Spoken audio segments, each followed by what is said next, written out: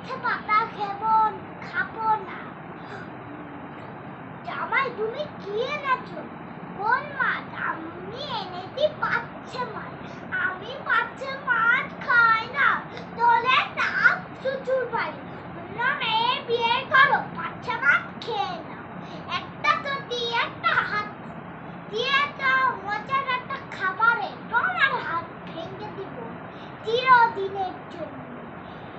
এই পাচ্ছে পাতা, এ নাও পাত্তা পাতার পান মুড়ি।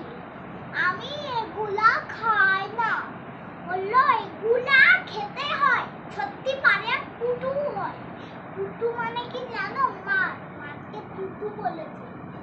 সোনার বাংলা খাবো না। কি করবি মামাজি? মেয়ে বললো বাবা এরকম ভুলো না, বাচ্চা মাছ খাবে নাকি মাথায় তুলে আমার না যাবে।